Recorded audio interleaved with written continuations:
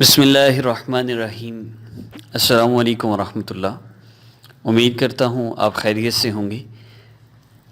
ہمیں بہت خوشی ہے آپ ہمارا چینل دیکھتے ہیں اسلامک ہب آفیشیل، اور آپ سے یہی ریکویسٹ ہے ہمارے چینل کو سبسکرائب کیجیے۔ اس کی بیسک صرف ہمارا مقصد یہی ہے کہ آپ لوگوں کا اللہ رب العزت سے تعلق جڑ جائے، اس کے علاوہ اور کوئی مقصد نہیں ہے، کیونکہ ہمارے چینل میں جو چیزیں آپ کو بتائی جا رہی ہیں آپ کو یہ اور کہیں نہیں ملیں گی۔ اس لیے سبسکرائب کیجیے اور گھنٹی کے بٹن کو پریس کیجیے، آپ کو بہت فائدہ ہوگا۔ معزز سامعین، ہمارے مسائل کا حل، پریشانیوں سے نجات اور کامیابی و کامرانی صرف دین اسلام والی زندگی میں ہے، اور انسان وہی کامیاب ہے جو ایسی زندگی گزار کر گیا جس زندگی سے اللہ رب العزت بھی راضی ہوں، اللہ کی محبوب صلی اللہ علیہ وسلم کی بھی اطاعت کی ہو، وہ اصل کامیابی ہے۔ دنیا کی کامیابی کوئی کامیابی نہیں، دنیا کی ناکامی بھی کوئی ناکامی نہیں، دنیا کی بادشاہت بھی کوئی بادشاہت نہیں، دنیا کی فقیری بھی کوئی فقیری نہیں۔ یہ دنیا کی ساری لذتیں، ساری شہوتیں، ساری مصیبتیں، سارے غم، ساری فکریں، یہ سب ختم ہو جائیں گے۔ جو انسان اللہ کو راضی کر کے چلا گیا وہ کامیاب ہوگا، وہ خوش ہوگا، وہ اپنی مراد پا لے گا۔ جو اللہ کو ناراض کر کے اس دنیا سے جائے گا وہ ناکام ہو جائے گا، وہ ذلیل و رسوا ہو جائے گا۔ اصل زندگی کیا ہے؟ وہ زندگی جو اللہ رب العزت کی بندگی والی گزاری جائے، زندگی بے بندگی شرمندگی نہ ہو، اللہ رب العزت کی اطاعت والی ہم زندگی گزاریں۔ اللہ رب العزت نے قرآن پاک میں ہمیں غور و فکر کرنے کے لیے کیوں فرمایا؟ ان فی خلق السماوات والارض واختلاف اللیل والنہار لآیات لأولی الالباب۔ بے شک آسمانوں اور زمین کی تخلیق میں اور رات دن کے باری باری آنے جانے میں ان عقل والوں کے لیے بڑی نشانیاں ہیں۔ آپ تصور تو کیجئے، آسمان کی تخلیق کی طرف غور کریں۔ اللہ رب العزت نے اتنے بڑے آسمان کو بغیر کسی ستون کے کھڑا کر دیا ہے۔ اللہ فرما رہے ہیں آسمان کی طرف نظر اٹھا کر دیکھ، کوئی عیب نظر آتا ہے؟ آپ نے معزز سامعین کبھی کوئی دراڑ دیکھی ہے؟ کبھی خبر سنی ہو فلاں جگہ سے آسمان کریک ہو گیا، کوئی مسئلہ بن گیا؟ معزز سامعین، یہ اللہ رب العزت کے امر سے کھڑا ہے، اللہ نے اس کو ٹھہرایا ہوا ہے۔ اب اللہ کے امر کے بغیر یہ زمین پر نہیں آ سکتا۔ یہ اللہ رب العزت کی قدرت ہے۔ ہم نے کبھی غور نہیں کیا، نہ ہم نے کبھی سوچا، نہ ہم نے کبھی بولا، نہ ہم نے کبھی سنا۔ اس لیے ہمارے دل میں آخرت کا، اللہ رب العزت کی عظمت کا کبھی یقین اترا ہی نہیں۔ ہم نے دنیا کو بولا، دنیا کو ہی سنا، ہر وقت ہمارے تذکرے دنیا کے رہے، ہم اللہ کو پہچان نہ سکے۔ اللہ گلہ فرما رہے ہیں، جس طرح میری قدر کرنے کا حق تھا، جس طرح مجھے چاہنے کا حق تھا، جس طرح مجھ سے محبت کرنے کا حق تھا، میرے بندوں نے میری قدر نہیں کی۔ معزز سامعین، زمین کی تخلیق میں آپ غور کر کے دیکھ لیجئے، آپ پانی کے اوپر ایک چھوٹا سا پتھر کھڑا نہیں کر سکتے، اللہ رب العزت نے ایک پانی کے اوپر اتنی بڑی زمین کو بچھا دیا۔ یہ اللہ رب العزت کی قدرت ہے۔ رات اور دن کا باری باری آنا جانا، یہ اللہ رب العزت کی کتنی بڑی قدرت ہے۔ آپ سوچئے تو صحیح، یہ صبح سورج نکلتا ہے، شام کو غروب ہوتا ہے، صبح پھر اسی وقت سورج نکلتا ہے، ایک مقرر وقت ہے جو پورے سال میں اس کا دورانیہ چلتا ہے۔ یہ سورج اللہ رب العزت کے حکم کا محتاج ہے، اللہ رب العزت کے امر کے بغیر یہ آگے پیچھے نہیں ہو سکتا۔ آپ سوچئے تو صحیح، کبھی ایسا ہوا ہو کہ سورج لیٹ ہو گیا ہو، کبھی ایسا ہوا ہو کہ چاند لیٹ ہو گیا ہو، کبھی ایسا ہوا ہو کہ چاند کے گھٹنے کی مقدار بڑھ گئی ہو یا چاند کے گھٹنے کی مقدار کم ہو گئی ہو؟ کبھی ایسا نہیں ہوا۔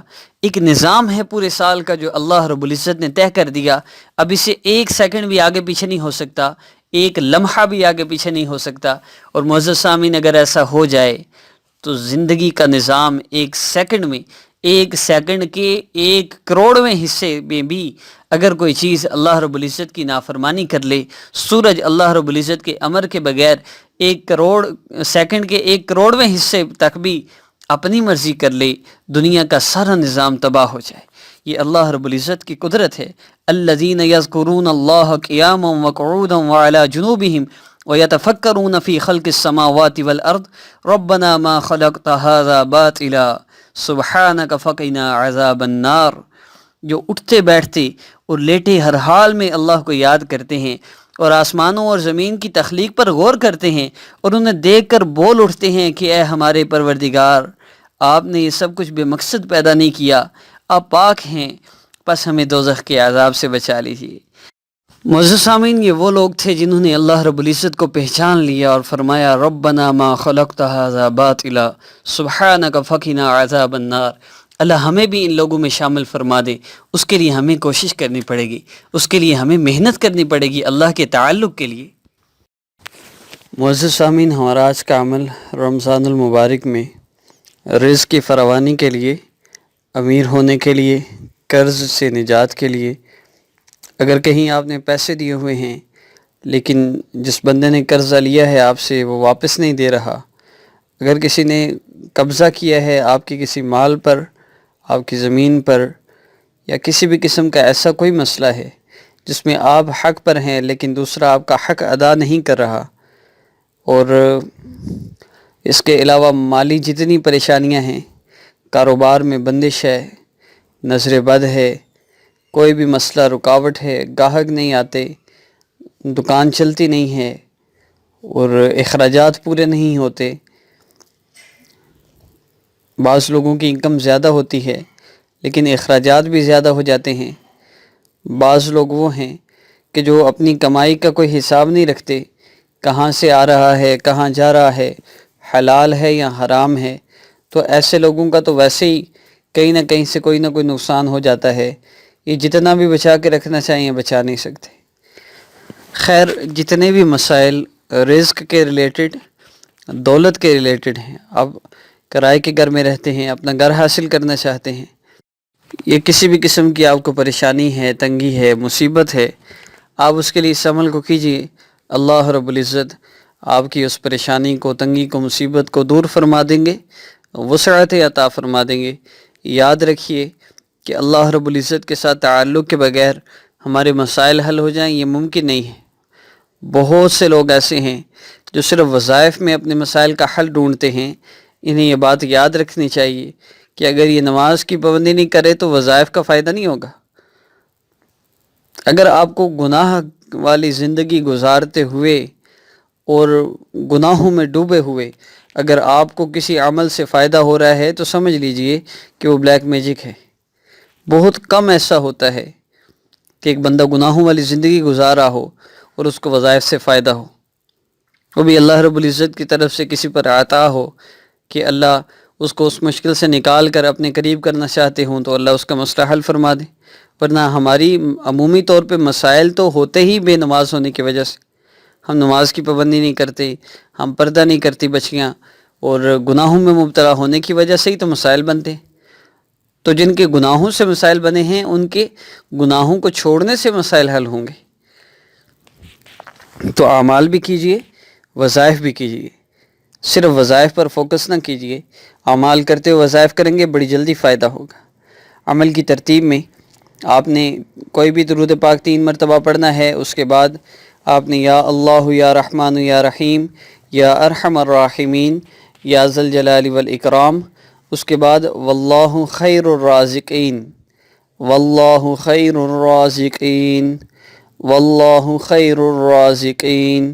اللہ رب العزت کو، یہ قرآن پاک کی آیت کا ایک حصہ ہے، آپ اس کو دعا کی نیت سے بھی پڑھ سکتے ہیں، محسوس ایام میں بچیاں بھی اس کو پڑھ سکتی ہیں کہ اللہ تو بہترین رزق دینے والے ہیں۔ اللہ وہ ذات ہے جو سمندر میں موجود مچھلیوں کو بھی رزق دے رہے ہیں، اور لاکھوں کروڑوں اربوں مچھلیاں ہیں، ان سب کے رزق کا اللہ نے انتظام کر رکھا ہے، اربوں انسان ہیں، اللہ ان سب کو رزق عطا فرمائے۔